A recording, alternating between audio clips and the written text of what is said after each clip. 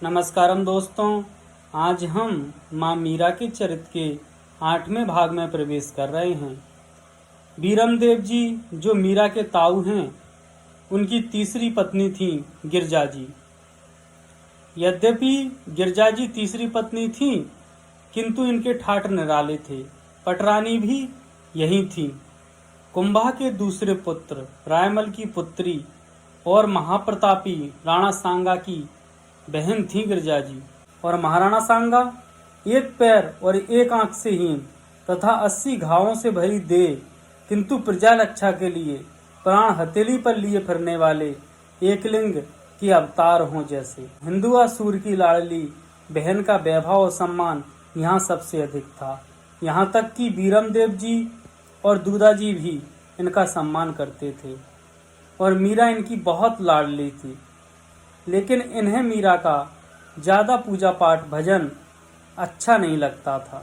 बीरमदेव जी का खास सेवक रेशमी वस्त्र से ढका हुआ चांदी का थाल लेकर रनवास की ओर आ रहा था और उस सेवक को मीरा ने महल की ओर आता हुआ देखा।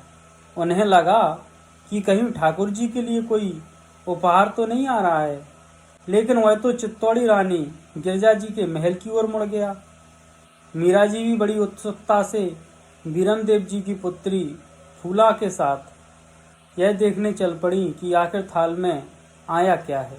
मीरा फूला के साथ गिरजा जी के निजी कक्ष में प्रवेश करती हैं।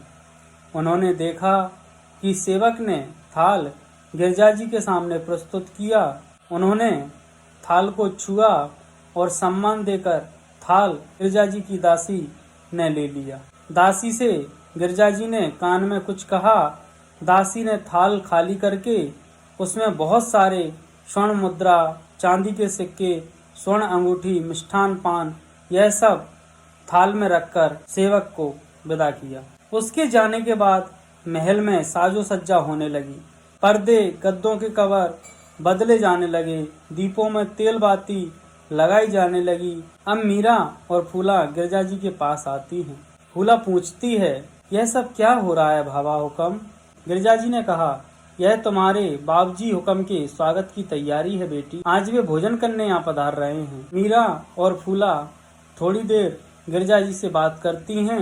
इसके बाद मीरा अपने श्याम कुंज और फूला सखियों के पास खेलने चली जाती हैं। रात्रि में ठाकुर जी को शयन कराने के बाद में मीरा जी उठ ही रही थी कि गिरजा जी की दासी ने मीरा से कहा कि आपको बड़ा बाबूजी हुक्म बुला रहे हैं। मीरा ने कहा, इस समय? दासी ने कहा, हाँ। और दासी के साथ मीरा चल पड़ी। मीरा ने देखा कि चित्तौड़ी रानी का महल प्रकाश से नहा गया है। महलों में गीत गाए जा रहे हैं। पूरा महल सुगंध से भरा हुआ है। मीरा की बड़ी माँ और बड़े पिता बीरमदेव जी ऊंची गद्दी पर विराजमान हैं। मीरा ने दोनों को प्रणाम किया और बीरमदेव जी ने उन्हें अपने पास बैठा लिया। बीरमदेव जी ने कहा, तुम्हारी इन माँ के भतीजे हैं भोजराज, रूप और गुणों की खान। मीरा ने कहा, हाँ मैंने सुना है। बीरमदेव जी ने कहा, उन्हीं से तेरे विवाह की चर्चा चल रही है बेटी, किंतु दूदा जी ने कहा है कि उनके जीते जी तेरा ब्याह नहीं होगा, इसलिए यदि तू मान जाए तो उन्हें मनाना आसान होगा, क्योंकि बेटियां घर में कुंवारी नहीं रखी जाती हैं और इससे अच्छा रिश्ता फिर कहाँ मिलेगा। यह सुनते ही मीरा के रुधिर कंठ से बाबाजी हुक्म ही निकल पाया और आंसुओं की धार लग गई और वह उठकर दौड़ते हुए कब कक्ष से बाहर निकल गई पता ही नहीं चला। सब उसे दौड़ते हुए देखकर चकित थे और दौड़ते हुए मीरा जाकर अपने कक्ष में बिस्तर पर जा गिरी। मन ही मन कहती हैं, हे गिरधर गोपाल, तुमने मुझे स्वीकार ही नहीं किया है। यदि स्वीकार किया होता तो साधारण से साधारण पुरुष भी अपनी पत्नी का विवाह दूसरी जगह होता नहीं दे सकता है, और तुम सब समर्थ होते हुए भी ऐसा कैसे होने दे सकते हो। और बहुत सारे अपने मन की व्यथा मीरा ठाकुर जी को सुनाती हैं और सुनाते सुनाते अचेत हो जाती हैं। राव दूदा जी उन्हें सबसे ज्यादा समझते थे। वे अस्वस्थ रहने लगे थे और अंत समय वे मीरा को बुलाकर भजन सुना करते थे।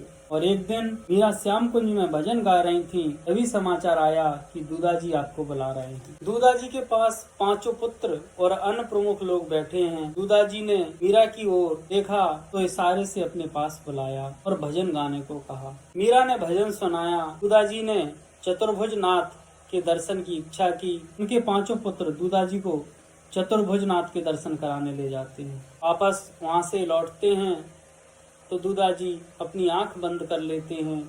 राजवैद्य जी अस्वस्थ जानकर उन्हें औषधि देते हैं, लेकिन दूधा जी औषधि लेने से मना कर देते हैं और कह देते हैं कि अब इसकी जरूरत नहीं है, मेरा समय आ गया है। और मीरा से और भजन सुनाने की कहते हैं और भजन सुनते सुनते ही वह अपने प्राणों को छोड़ देते हैं। और इस तरह आज एक मीरा के परम स्नेही परम मित्र दूधा जी, मीरा के दादाजी अपने प्राणों को छोड़ देते हैं। दोस्तों, मीरा के जीवन की आगे की चर्चा हम अगले भाग में करेंगे। धन्यवाद।